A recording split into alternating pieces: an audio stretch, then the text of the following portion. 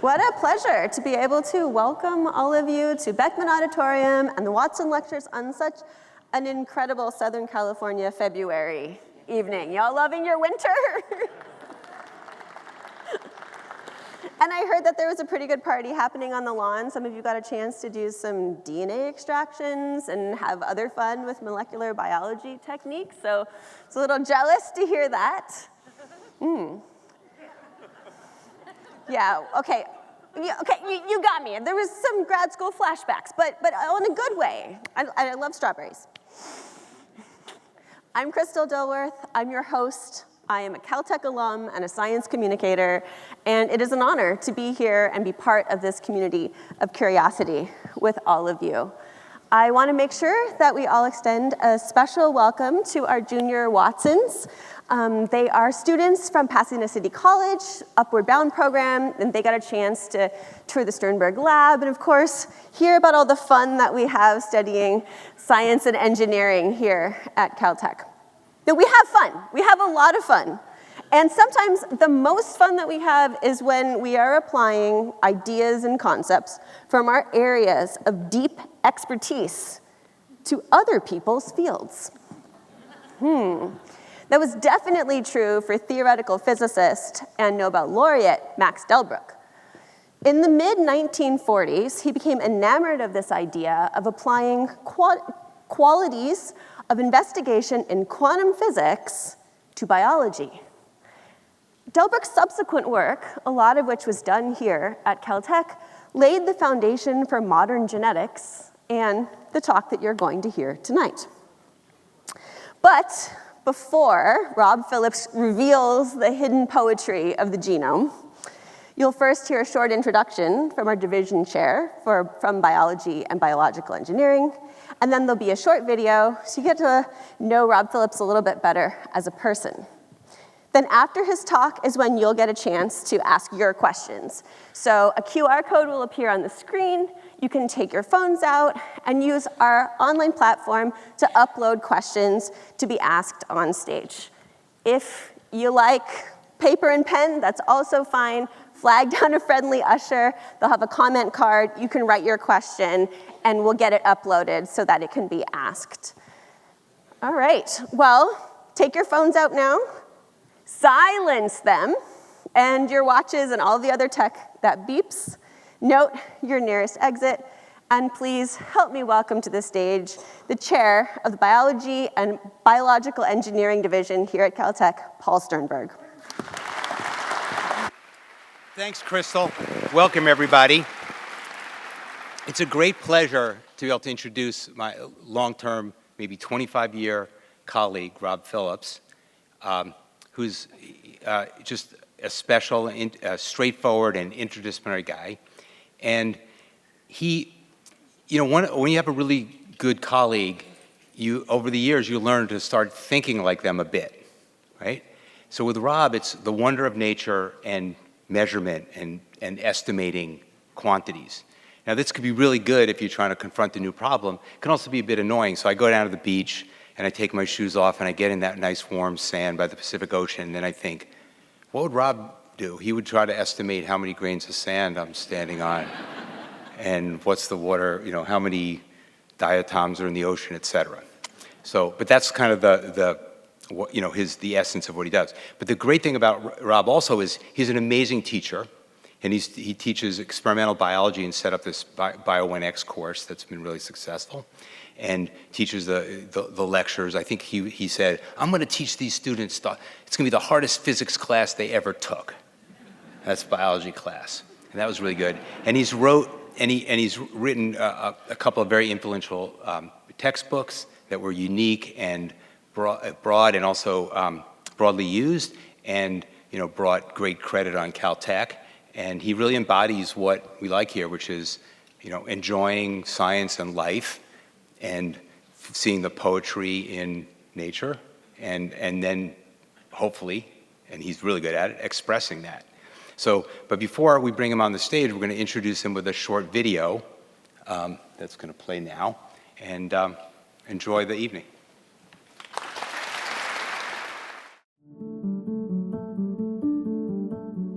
I grew up in a house full of books.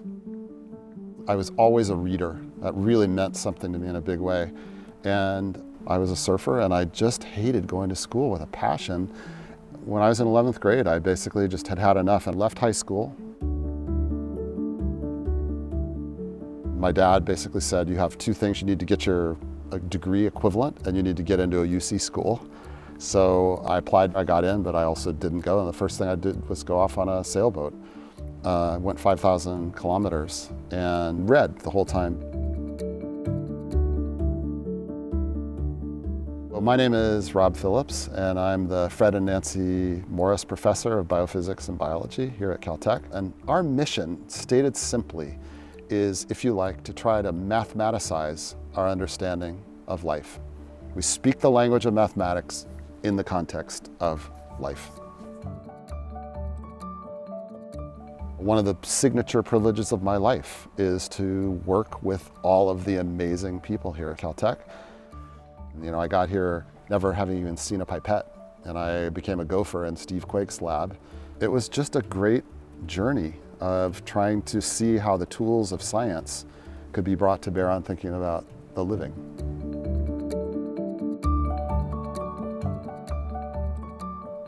When we were thinking about moving to Caltech, I was nervous.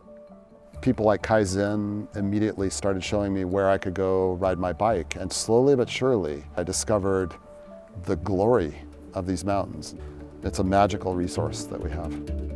As much time as I can, I want to be out in the world looking.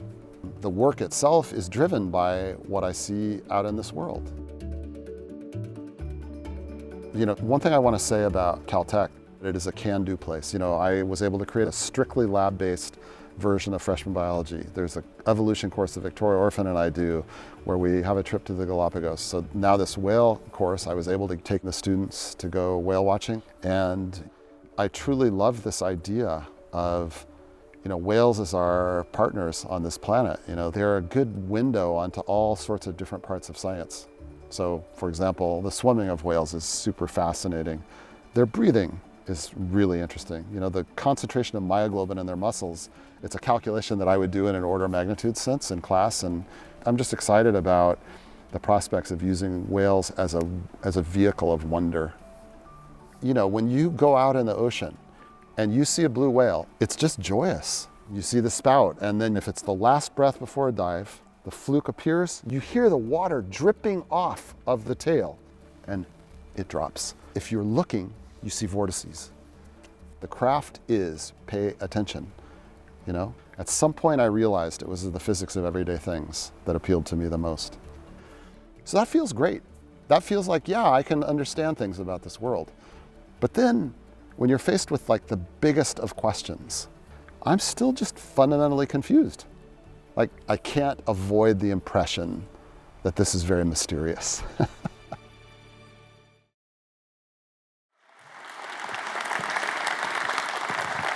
All right, good evening, everyone. Thank you so much for being here. I'm quite cognizant of the fact that our most precious resource almost is our time. And I'm really appreciative that you took a Wednesday night to come here and listen to me instead of the many other things you could do. And the way I'm going to honor that is I'm going to try and tell you about how I spend my time in earnest. Over the last 20 years, the project that I'm going to tell you about has really just sort of obsessed me. So science, in my opinion, is full of weird people, human beings, normal. They have foibles, they make mistakes, they do all sorts of the usual stuff. But the science itself has a certain set of values: openness, curiosity, trying to follow the truth wherever it may lead, saying you don't know, saying you're wrong. These are very important things, and the two values I want to start with are privilege and gratitude. So I think you probably got an impression in the video. The fact that I'm at Caltech is a mysterious stroke of good luck, and I'm super, super grateful to be a part of this community. I see my group members here. Probably many of you had the chance to visit with them out on the lawn, extract DNA from strawberries, and maybe you can join me in giving them a big round of applause. Thanks, you guys. So, you know, I would love to list names. When I came to Caltech, I basically had lunch with 70 faculty members at the Athenaeum. And there's so many people that have influenced me. I look out in the crowd and I see many of you, but I don't dare mention any names. I just do want to mention one thing, which is my incredible gratitude to the NIH. I want to at least acknowledge the elephant in the room. It's a tricky moment, and I've had 25 years of support. Okay, so here's a roadmap of what I want to do. I'm going to start out by trying to give you a sense of what a genome is and what's known about genomes and what's not known about genomes. After that, I really want to try to convince you that the very act of reading and looking at letters is very, very weird. The fact that we can make shapes on paper or in the sand and that they conjure in our minds notions is an amazing thing. And then I'll get to the main substance of what I want to say, which is trying to learn the grammar of the genome. So let's get started. So there are many places that I could start to try to talk to you about this amazing 150-year-long revolution to try and understand the laws of heredity. But I think what I'll do is I'll use this paper, which is one of the ones that announced the sequencing of the human genome. And the reason I wanted to do that is that this paragraph is basically an amazing, very succinct summary of 150 years of how we came to understand what it means to have heredity. So the paper proposes a timeline where it divides the 20th century into 4 pieces, and I'm going to try and walk you through those 4 pieces, first starting with what's called the chromosomal theory of inheritance, and I'll explain that, the structure of DNA, the implications of DNA for proteins, and then the modern genomic age, which has to do with sequencing the letters that make genomes. But the part I'm going to focus on is actually from the year 2000 on, because there's much that we still don't know, actually, about how genomes work. And that's the part that I really want to highlight. So the paper begins by saying, the rediscovery of Mendel's laws of heredity in the opening weeks of the 20th century sparked a scientific quest to understand the nature and content of genetic information that has propelled biology for the last 100 years. And Eric Lander at MIT likes to say that really what was going on at that time is that the scientists were really interested in trying to improve the kinds of animals that they bred. They were worried about variation and selection in the context of artificial selection, meaning making better animals. And so they were trying to work out the laws that describe this. So he planted peas, as probably many of you know, in this garden, which is in now the Czech Republic. And what he did is he basically bred pea plants that had different colored flowers, different colored seeds, different shaped seeds. And he did this amazing job of counting how many he got of each purple and white, and that led him to what you probably learned in school is the so-called 3-to-1 ratio. But as you can see here, these are not exactly 3-to-1, but the key point is he created an abstraction. He said, I imagine there are these abstract particles of inheritance, which we now call genes, but he had no clue what they were. So simultaneously, basically, the cell biologists were doing something very interesting. They were looking at cells in microscopes, and what they noticed is that there were these structures that repeatedly went apart as the cells divided. So what you're seeing here is two sets of chromosomes in a dividing cell, and so they began to hypothesize that maybe, just maybe, that idea of Mendel's is carried physically in the form of these chromosomes. So this paper says, the scientific progress made falls naturally into 4 main phases, corresponding roughly to the 4 quarters of the century. The first established the cellular basis of heredity, the chromosomes. Next, they go on to say, the second, meaning the second period, defined the molecular basis of heredity, the DNA double helix. To my mind, this is one of the most iconic images in the history of humanity. And what it shows us is basically the sets of atomic positions of the atoms that make up our genetic material. It's the famed double helix that you see here. And this representation is very helpful because it already is starting to hint to us that maybe we don't want to talk about the atoms. Maybe instead what we want to talk about is just a series of letters. And again, I want to blow your mind with how unobvious it is that you have this very long 2 meters worth of DNA in your cells, and the way I'm going to describe it is just in terms of letters. So next, they say in this paper, the third, meaning the third period, so think 1950 to 1975, unlocked the informational basis of heredity with the discovery of the biological mechanism by which cells read the information contained in genes. I really love the way that Francis Crick described this. He said there's 2 great polymer languages. So what's a polymer? All of us are using polymers all the time. They're long chains of molecules. So you have monomer units. I shall jump out into the audience. And we are linking arms right now. Do your neighbor, please. So we are making a polymer, okay? We're making a chain of connected humans, and that's what a polymeric molecule is like. It's a chain of connected objects. So in the case of DNA, it's a connected set of A's, C's, G's, and T's. Those assemble into words that we call codons, and those are put together to make sentences that we'll refer to as genes. What's cool is that in the 1960s, people like Marshall Nierenberg figured out how to read the relationship between this 4-letter alphabet and the 20-letter alphabet that make up the proteins that are full of us, or we're full of. So if you think about hemoglobin, let's all take a deep breath. So what we just did is we increased the oxygen partial pressure in our lungs. The hemoglobin molecules grabbed onto those oxygens, and they're now flowing in our bloodstreams out to our tissues. So those proteins are the machines, the engines of the cell, and they're coded for by these genes. The paper finishes this first paragraph by saying the last quarter of a century has been marked by a relentless drive to decipher first genes, then entire genomes, spawning the field of genomics. And I chose this picture because actually in the Watson lab, I don't know where Hunjin is, but in Steve Quake's lab, they first started trying to do sequencing on a microscope, where what you do is you basically add these A's, T's, G's, and C's, look in a microscope, and read the sequence. So that's cool. So what I would say is missing from this paper, and it's not exactly a critique, but it is a little bit of a critique, is they did not say, hey, there's a part of the genome that's not about protein coding, and that is how are genes turned off in space and time. And I will try and explain what I mean by that. So my talk can be focused on this 100 letters. The question is, what do they mean? How do we assign meaning to things? It's a great question to ask oneself all the time.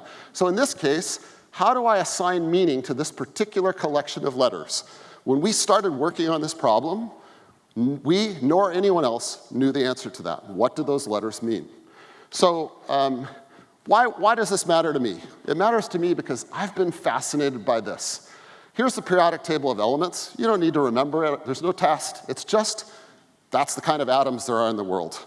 And carbon is used to make tires. Carbon is used in steel. Nitrogen is used to make fertilizer. Awesome.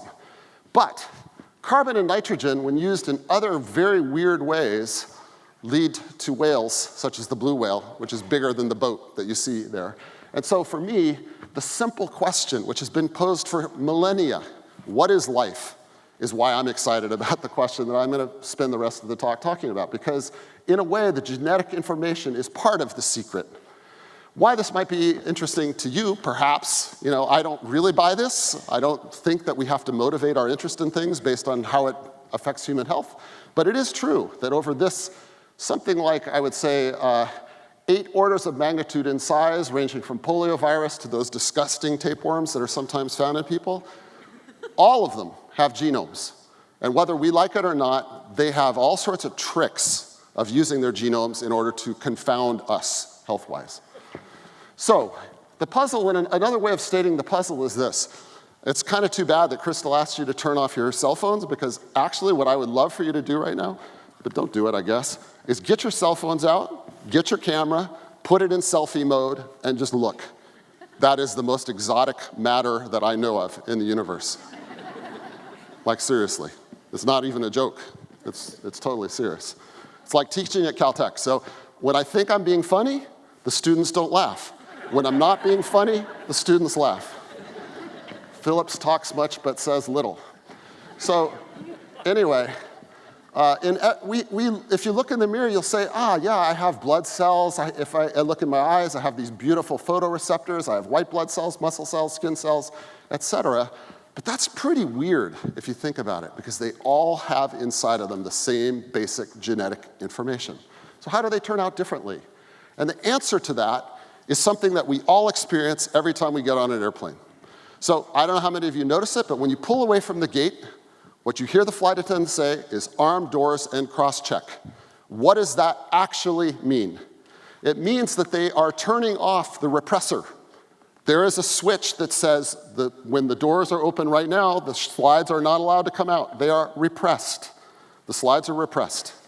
Now when they turn off the repression, if you open the door at that point, it will activate the slides, and they come down. And that analogy is perfect for what I want to say tonight, because that's the way genes work.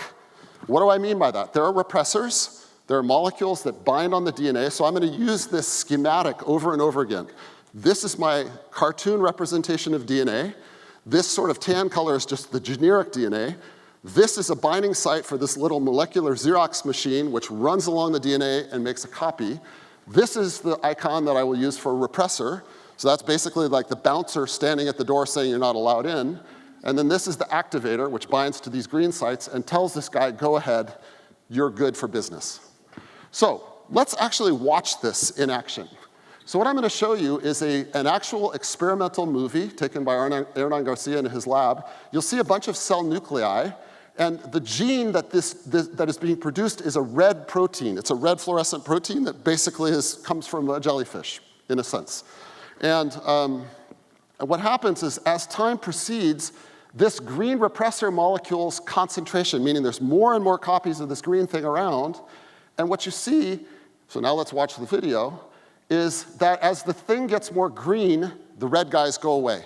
Why? Because the repressor is closing the gene down for business. When the repressor is there, there can be no further synthesis of this guy. Over here, it's the opposite. Green is the activator, so notice that as green comes up, then red follows, because green gives red instruction, you're allowed to be on now. We just opened the door to the airplane with the slides armed. Okay, so what's the dream? The dream for me, and I think for at least some of my group members, we'll have to ask them afterwards, is I would like to try to go from sequences of letters like this, to cartoons like this, to mathematics that describes how a gene like this works. So that's the plan. Okay, so I'm done with the first part. So summary is genomes. Every living organism has a genome. It's a long bit of DNA that carries instructions for making proteins, but it also carries instructions for how to decide when proteins get turned on and when they get turned off. Now what I want to do is talk about the poetry of symbols. So the alphabet that we're all used to in English, it's 26 shapes. That's what they are. They're geometric shapes, right? You don't think of them that way, but that's what they are. And what I propose is I would like to try to control your minds. So, some of you can play along with me and just not resist and let me control your mind. And some of you can resist me. And let's just see how it works.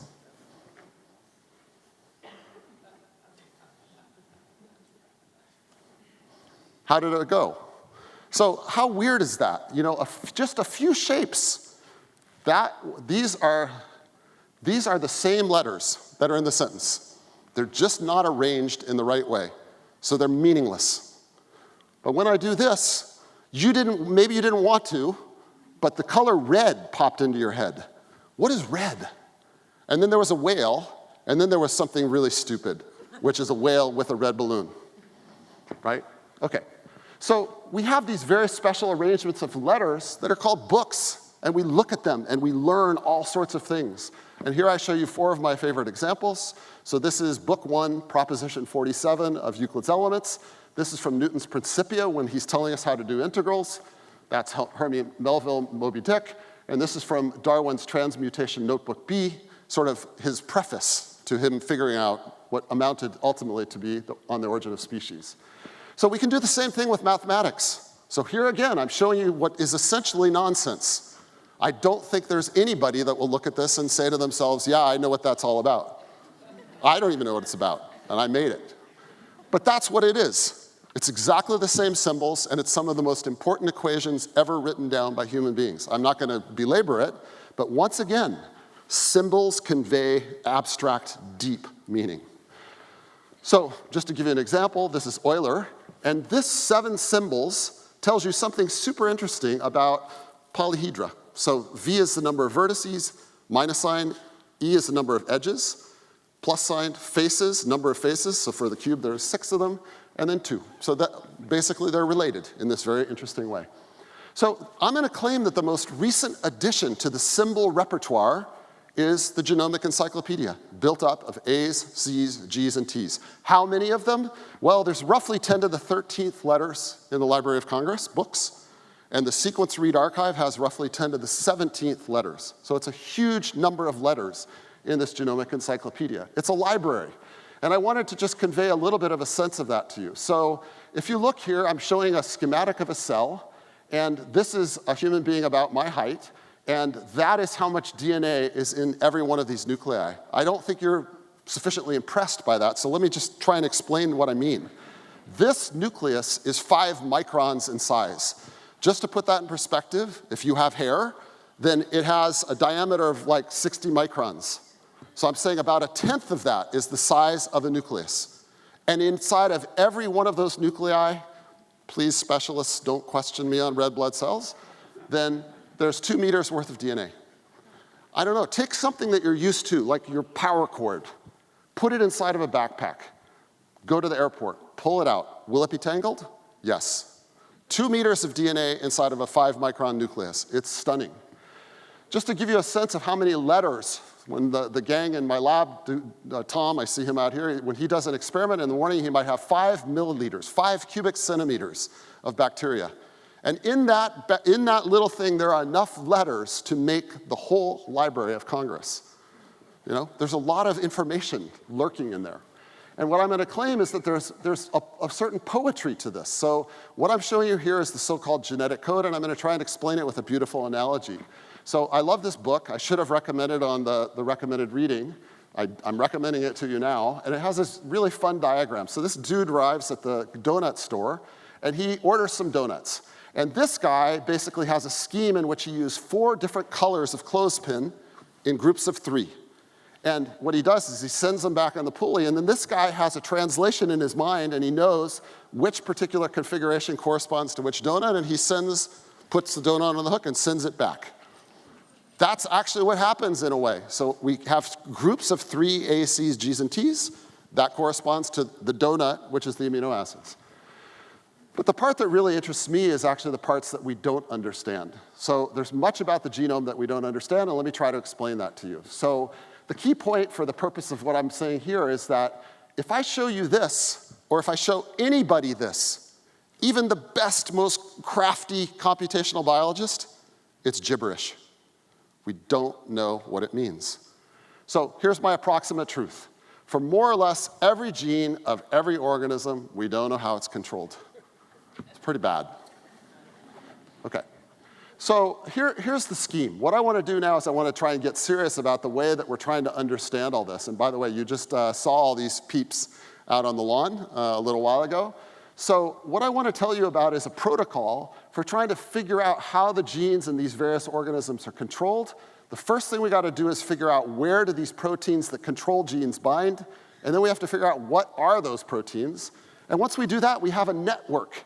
And when we understand the network, we understand how you do the thing like arm and cross-check in the cell biological sense. So the plan is I'm basically going to show you how we went from this, which is more or less ignorance, to that, where we know the wiring diagram. And I'll explain that a little bit more as I go along. So the final part of what I want to say is about learning the grammar of the genome. So I thought this might be amusing to many of you. So in the early 1950s, George Gamow, who's shown here, he was a really quite amazing theoretical physicist. He was a touch too young to have participated in the initial discovery of quantum mechanics, but he was just a couple years later, and he's the guy who figured out how to use quantum mechanics to understand radioactive decay, just for example. He got interested in the Big Bang, and he had quite a sense of humor. He wrote a paper with a guy named Ralph Alpher, and his name is Gamow. And so he got in touch with the famous physicist Hans Bethe, and he told him, dude, we got to write a paper together. And so go look it up. There's a paper by Alpher, Bethe, and Gamow. If you don't get that, it's just kind of like, you know, mathematics, the Greek alphabet. So note the date. This is in 1953, right after the publication of the paper by Crick and Watson, and he writes Linus Pauling. So some of you might find it interesting to know that the Caltech archives are full of fascinating stuff, going all the way back to Thomas Hunt Morgan and many others. And so Pauling was thinking deeply about DNA, and so here's what Gamow said. I'm playing with complex organic molecules, what I never did before. I'm getting some amusing results and would like to hear your opinion about it. For those of you in the audience that don't know how to spell, there's hope for you, right? Ever since I read the article of Watson and Crick last June, I was trying to figure out how a long number written in a 4-digital system, i.e. nucleic acid molecule, can determine uniquely, how cool is that spelling, a correspondingly long word based on a 20-letter alphabet. Think about that. In just that much of a handwritten letter, he expressed the central puzzle. How do you go from the 4 letters of DNA to the 20 letters of proteins? Symbols, that's all it took for you to understand really what the challenge was. And so we're trying to do something like that. That problem was solved already.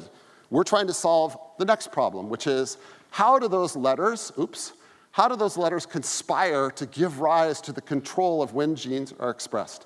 And so the way that we're going to do this, I'm going to try and use an analogy. So many of you might know the opening line of Anna Karenina, all happy families are alike, each unhappy family is unhappy in its own way.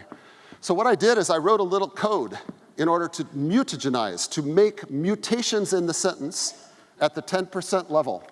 And I want to call your attention to them. For example, here, that A got replaced with an L. And we now no longer know whether that was all happy families or all hippie families, right? So that means that the letter A is very meaningful. On the other hand, if we go to this case, we all know that the word is happy. There's no letter other than Y that works there. So the Y does not carry as much information as the A. So we want to use that to our advantage. We're going to mess around with the sequence of DNA, and we're going to ask, hey, cell, do you care? So here's how it looks. So what we do is we have a sequence, we mutate it, so this is the so-called wild-type sequence, and then we ask the cell, hey, if I mess up these 3 letters, do you have more or less expression of the green protein? It's a very simply stated question. Do you, the cell, care if I change the letters? And we use the color. This is actually not true anymore, but again, Tom, be quiet. So this is good enough, okay? So this is really the essence of things, which is we ask the cell how much it cares that we change the letters. And in order to mathematically explore that, we use the tools developed by Claude Shannon in the 1950s, where maybe it was 1945, I don't remember anymore, but he basically was interested in a deep question, which is, there's a lot of older people in the room, which includes me, and that means that likely you remember back when we used phones where we talked to people in some other city, we'd hear hissing and stuff. How many of you, just out of curiosity, how many of you remember being on the phone with somebody and hearing other people's voices? Wow, that is so impressive. Did any of you ever try to yell at them? I did it all the time, like, hey, it's me. Never worked. So anyway, they were very interested in trying to communicate between New York City and San Francisco. And what they would do is they'd put amplifiers, for example, in Denver.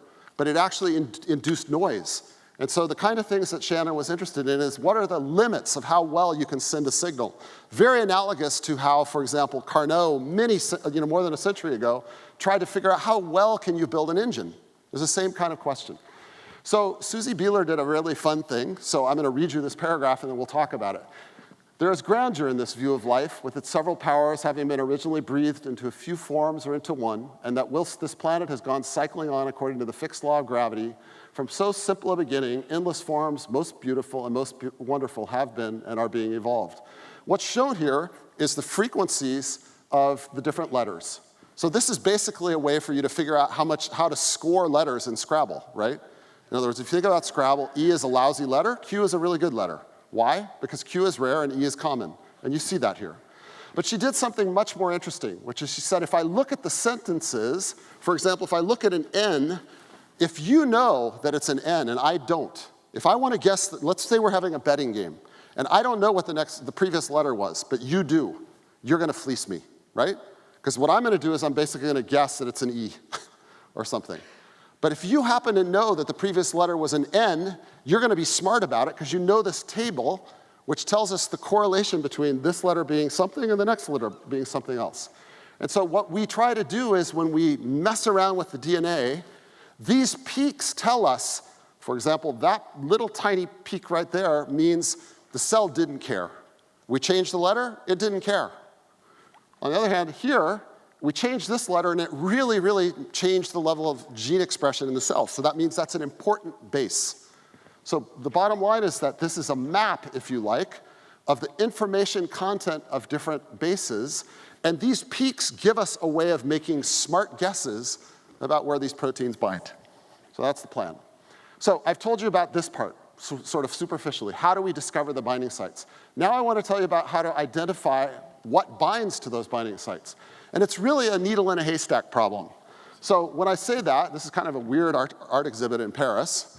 Basically, there's a webcam. The guy dumps this thing of hay and puts a needle in it, and then he looks for it. You can watch him, and then you can watch it on a webcam. But it's kind of fun to make an estimate. So the volume of a piece of hay is about 10 centimeters long and 1/4 centimeter squared in area. And so that's a few cubic centimeters per piece of hay. The volume of a haystack is a few meters cubed. If I divide those, it's about 1 million. So a needle in a haystack means 1 in 1 million. And that's what it looks like when we're trying to hunt down these proteins. So what Nathan did originally, and we've been working really hard to try to make this go, is he used this piece of DNA as a fishing hook. He said, I will take a short piece of DNA with one of these I have a guess that this is a good binding site. He breaks open the cells, he runs the stuff across the DNA, and the DNA will capture its partner. And then what we do is we use a machine called a mass spectrometer in order to pick off this thing and identify it.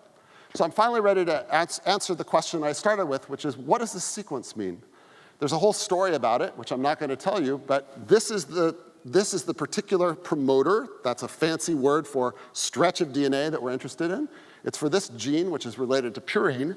And when we did this procedure that I just told you about, we're able to identify the binding site and also the proteins that bind there.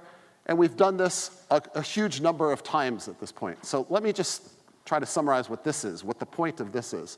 So molecular biology has been this incredibly successful enterprise for the last, 100 years, let's say, and 75 years. And that enterprise had people work very hard to try to figure out how different genes in E. coli are regulated. So there were a bunch of cases for which we already knew the answer.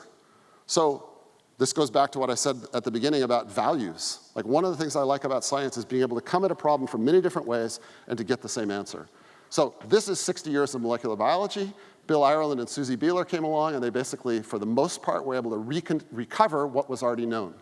But even more importantly, and this is really just to give you a sense of the scale of the exercise, every one of these, when we started, was one where we knew nothing.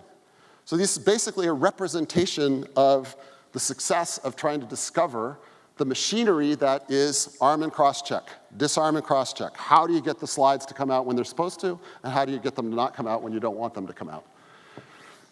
Just to finish up, a few last thoughts. I mentioned in that video that I'm really inspired by the idea of the use of mathematics. There's a famous article by Eugene Wigner called The Unreasonable Effectiveness of Mathematics in the Natural Sciences.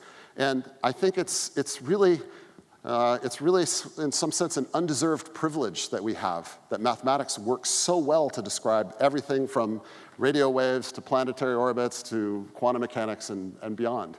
And I think one of the great frontiers of biology is saying, look, people are working so hard now to generate data in the form of graphs. And by the time somebody uses a graph, mathematics is knocking at the door, whether people want it to be or not.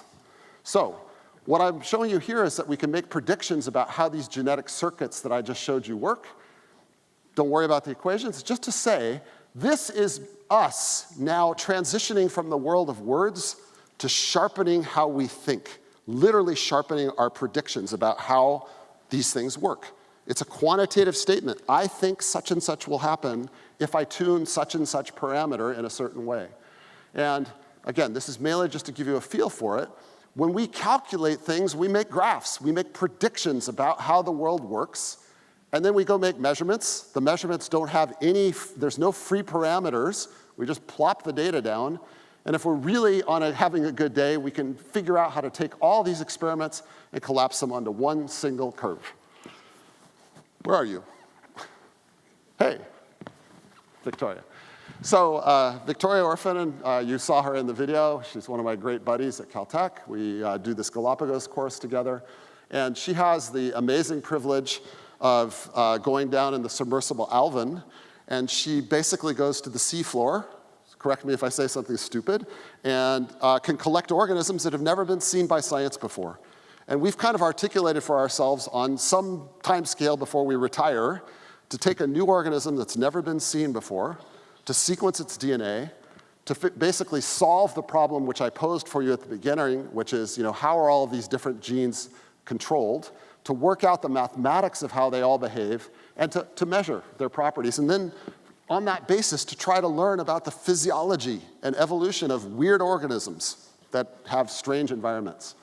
So I'm pretty much done. I guess my summary statement would be that I love empiricism. So if you think about the flying buttresses of Notre Dame, those are empiricism. And what do I mean by that? I mean that people built bigger and bigger and bigger cathedrals, and at some point they found when they put the roof on, the walls fell.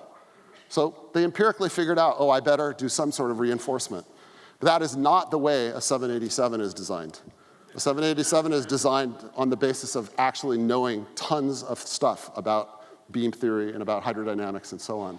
That's the poetry of hydrodynamics. A 787 is the poetry of mechanical engineering. So I just want you to imagine what we could do if we knew the rules of writing the poetry of the genome. So what I told you about, I hope you have a little bit of a sense about what a genome is, but if you want to ask questions about it, I'm always happy to chat about it. In a certain sense, honestly, my favorite part of this talk was this. This is really one of my life's obsessions. A, don't take things for granted, but B, how weird is it that we can summarize such deep things with so little? Just a few symbols is all it takes to say something incredibly deep. And then, I told you about, never mind. I don't know what these people are thinking. So, but about trying to learn the rules of grammar. I've been making bets with people, a dinner in Paris. And the bet is that within the next 10 years, we will discover life on planets not in our solar system. I'm on the side of we will, okay? And when I'm being more aggressive, I also like to bet part B, and I don't know how to verify, I don't think we'll be able to verify this part, but here's part B. I'm saying it in public. It's probably, I'm an idiot, so just run with it. So I don't think it's going to be based on nucleic acids, but I do think it's going to be based on non-equilibrium physics. Okay? That's my take. Anybody that wants, Eric and I, you and I still have our conversation to be had about this. So the real point of it all for me, I'm so privileged to be up here before all of you, but really, at the end of the day, it's a beautiful and a mysterious world. It's sometimes easy to forget that, and I think that's a mistake. And we have this dichotomy often between quote unquote teaching and research. But here's the way I think about it. Learning about the known, that's teaching. Learning about the unknown, that's research. I like learning. That's all I got. Okay.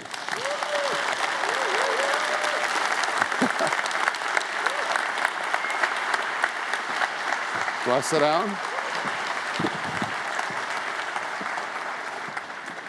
All right, it's you guys' turn. Send your questions in. Rob, that was amazing. And I feel like I absolutely have to ask, do you have a favorite book? I do. At the beginning of that video, I've asked 1,500 people. I have that. I don't know if you noticed in the video that there's a book that I opened and there's all these handwritten things. And that's Clifton Fadiman's Lifetime Reading Plan, and that's the result of me asking 1,500 people. I wouldn't say that I have a favorite, but I can give you, let's say, top 3 or 4 fiction. Yeah. Kristen Lavren's Daughter by Sigrid Undset. She won the Nobel Prize. The Man Who Planted Trees by Jean Giono. Widow for 1 Year by John Irving. Moby Dick. I saw Moby Dick up there, too. Yeah, maybe those. Nonfiction, Feynman Lectures on Physics. That's the #1 winner of all time in nonfiction of people I've asked. And A Genetic Switch by Mark Patashny. Genes and Signals, also by him. Men of Mathematics by Eric Temple Bell, who was a professor at Caltech, actually. It was a book that got me into science. What was it? Actually, A Wrinkle in Time. Oh, cool, I know that one. Yeah, and there's the little kid that everybody thought was really smart. And so I was like, oh, I want to be really smart. And at the end of the book, the kindergarten teacher is asking all the kids what they want to learn. And the kids in the kindergarten are saying, I want to learn about cats, and I want to learn about unicorns. And the kid that's really smart says, I want to learn about DNA, the building block of all life. I didn't know that. And so I went straight to my mom, and I was like, I would like to learn about DNA. I have no idea what that is, but wow. I learned quickly. I'll have to go look at that again. I don't remember that. That's awesome. And that's how I became a scientist. Wow, because that book is like 40 or 50 years old, right? It's Adam Lingle or something? Yep. Cool. Okay, we've got a lot of questions, so you obviously stimulated our audience. And the first one is, what is your favorite random thing that you have quantified? Okay, where's Kian? We've been having a lot of fun lately. I will pose it to the audience, and I'm not going to tell you the answer. So in the 20th century, we killed 3 million whales, and here's the question. In a year, is the lost poop from whales more or less than the total fertilizer we use each year on planet Earth? That's one of my favorite quantification things, for sure. Is there an answer? There's a total answer, yes. And you might say, well, why is this dude talking about poop? But at the end of the day, agriculture is quite dependent upon fertilizer. And back in the day, poop was fertilizer. Yeah. What do you think? What is it? No, I'm not telling. Don't leave us hanging. People need to send me an email. No, I want you to think about it. That's part of the fun. All right, so submit your answers. Yeah, that sounds good. Jumping right in to Yes. your aliens, can you elaborate on your prediction of life based on out of equilibrium physics? Yeah, I guess what I think is that many of the processes of life, let's just take, for example, the separation of chromosomes in a dividing cell. So we have 23 pairs of chromosomes, and that means that when the cell divides, there has to be 46, not 45, not 47, 46 connections that pull the two sets of chromosomes apart. And accuracy in biology is way higher than you get by just equilibrium physics. Let me give you an example. The copying of DNA, this is a Tanya Baker analog that I love. So the copying of DNA, if this was the diameter of DNA, then the device that copies DNA is the size of a FedEx truck, traveling at the speed of a jet airplane. It's delivering packages on both sides of the street every 10 centimeters. It does its daily journey in 40 minutes, and it makes one wrong package delivery every 3 years. Now, that kind of accuracy, we humans do not know how to emulate, and it depends upon being out of equilibrium. So my hypothesis is that life elsewhere is going to have things like consumption of energy in order to do whatever it does, whether it's replicate, divide, move, whatever. So that's the sense in which I feel, quote unquote, confident. It's not that confident, it's just dinner in Paris. Amazon has some work to do. Yeah. Okay, let's see. How did you come to decide to return to academics after leaving high school? Yeah, so let me try to be fast about it. I mean, for anybody that's interested, there's an interview that I did with my mom on her 80th birthday. I was born on her birthday, so we had this opportunity to do a video, which you can look at. And what I would say is I spent 7 years basically studying really hard. I was an electrician. I traveled a lot. I was an electrician in La Jolla. I fell through the owner of the Mercedes-Benz dealer's roof while they were having a fight in their bedroom. Amazing. And I fell through the roof like that. It was not a great moment. But I was studying very hard, and I was on a train in Europe, and I told a guy on the train, whose name was Don Trexler, who worked at Westinghouse, I said, I've got this resume. I sent it out, including to Beckman. Believe it or not, how funny. And nobody even answered me. And he said, yeah, you're an idiot. You need to get your union card. So I went to UCSD Library and I found a book called How to Get a College Degree Without Going to College, and the rest is history. It all comes back to books, doesn't it? It does. Yeah, it does. So we have some questions about how cells decide what they're interested in Cool. and what they're I love not that. interested in. Yeah. Is it possible for the cell of one organism to not care about your mutated letter, but the cell in another organism to care? Yeah, that's super interesting. I mean, the case that comes to mind immediately for me actually would be viruses. So, I might be able to make a mutation in the virus would still be viable and fine, but maybe I'll do something that will have consequences for when it's in the foreign cell. There's also the issue of symbiosis. So what I mean by that is, you're right, there are cells, there are different cell types that actually live together. That's the sort of thing that Victoria and Diane both think about. And so they care about what each other is up to.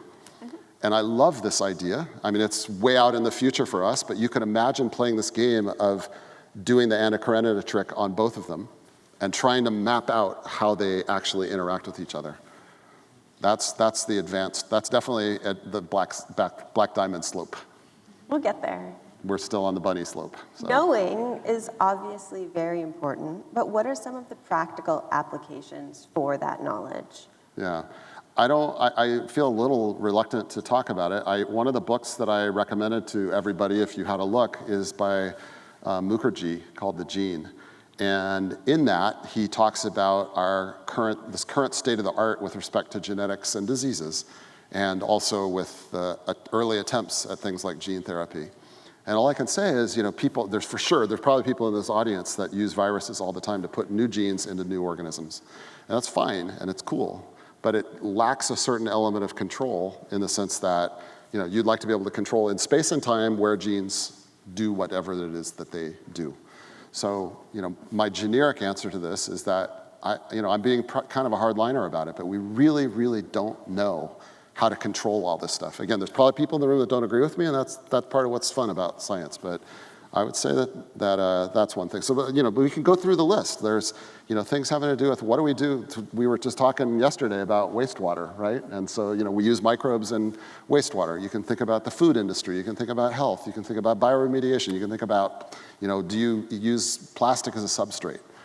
I've always been impressed by Mikhail Shapiro's lab here, where they found ways to make these gas vesicles, and they had to do a lot of genetic engineering in the sense they had to put in all sorts of new genes. And I'm going to put that sort of in the category of no insult intended, but like it's kind of it's flying buttresses of Notre Dame as opposed to 787. Again, no, I'm not criticizing. I'm just saying, there's a lot still to be done. Will we ever really have a handle on the amount of information that must be known, and given the complexity of the system that we're manipulating, to be able to take the 747 approach?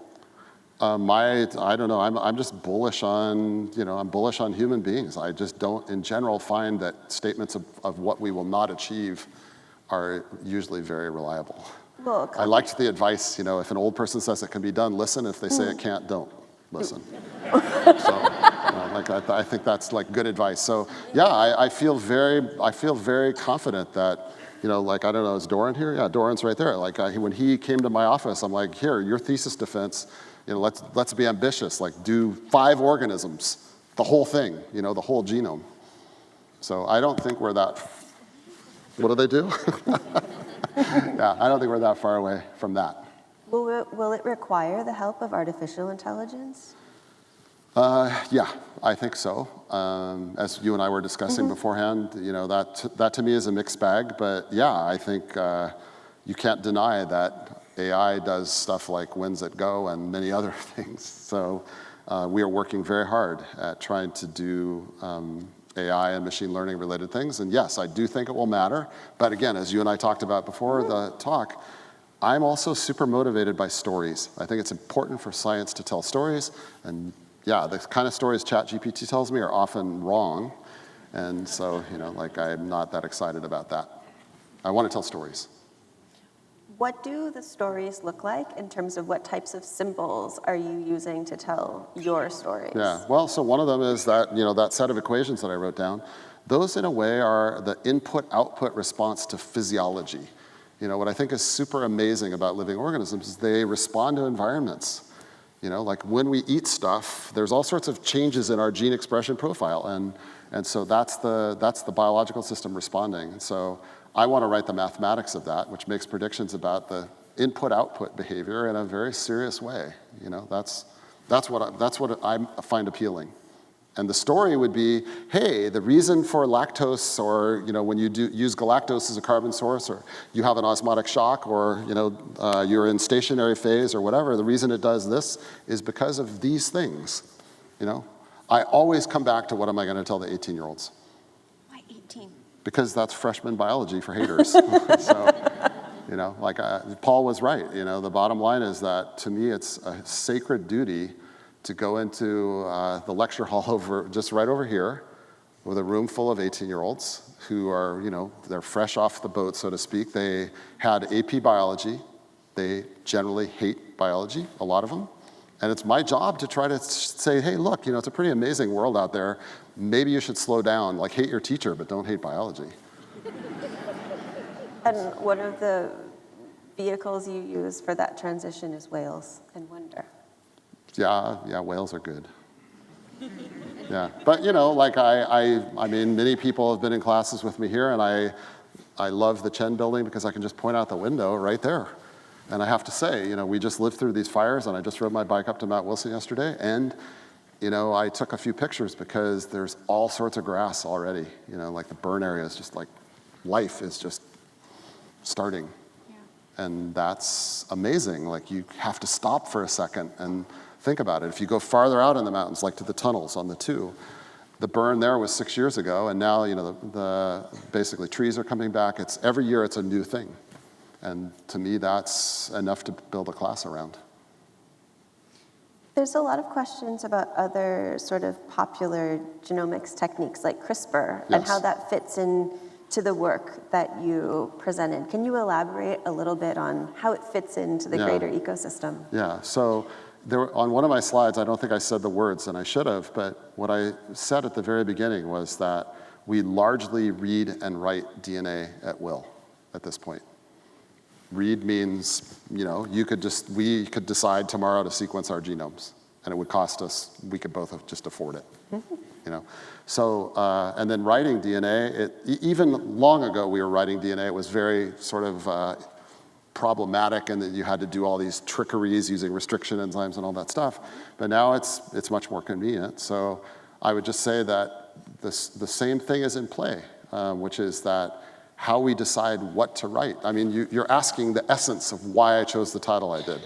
And I'm not criticizing anybody. I'm just saying, often it's perceived that I'm criticizing. I'm not. I just am not satisfied. We can always do better. So I'm not satisfied with the state of that art in the sense that we write poetry and it's kind of crappy. We'll use the word art and poetry. Yeah. So what role does aesthetics and sort of elegance and beauty have in the work that you do? Yeah.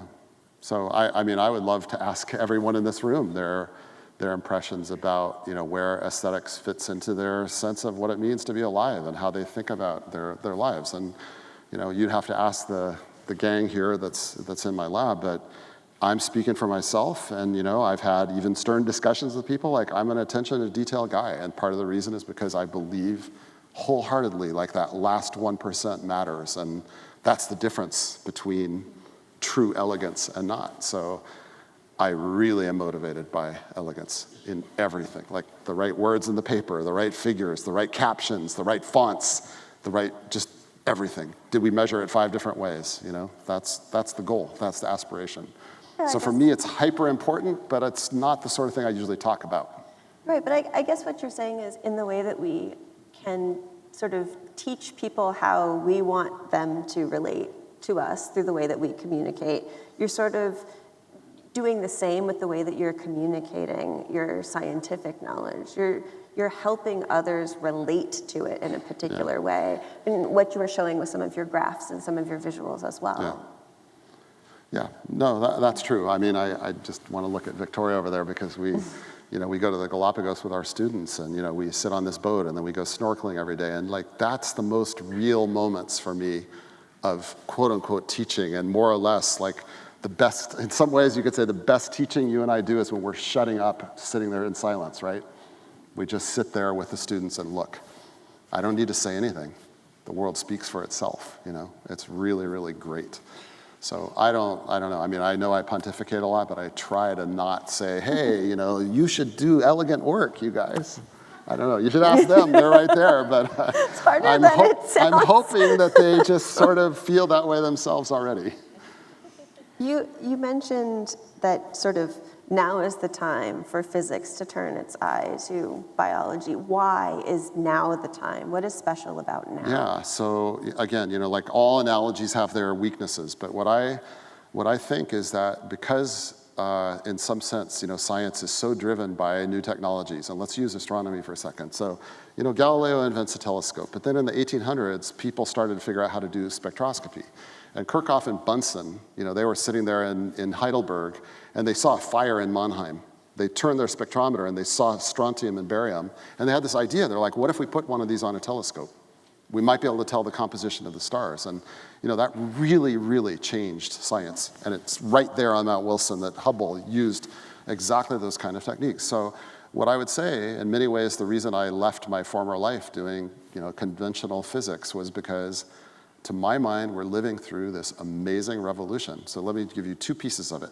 Reading DNA at will and putting a palette of different colors of proteins inside of cells so we can see what is happening when and where and what, and now with electron microscopy, it's another series of advances. So my take, no one else has to agree, but I'm just really, really excited about the prospect of all the interesting and new data. The other thing that I'm going to say, I'm a hardliner about this. If people are making graphs, mathematics has already knocked on the door and opened it. If you're going to show graphs, then you're talking about it in words is insufficient. I just curbed my big mouth. So. Last question, we have those in the audience that are under the age of 18. What is your advice for future scientists, and what should they be thinking about?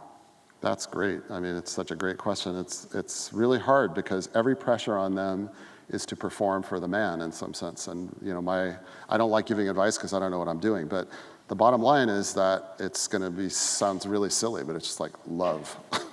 Like love stuff. Don't take things for granted. Just enjoy nature and learn about it. Enjoy learning, and don't calculate. And I don't mean don't calculate mathematically. Don't calculate, how do I do this so that I achieve that so that that next thing happens? Because generally it doesn't work out like that anyway, right? That's my experience.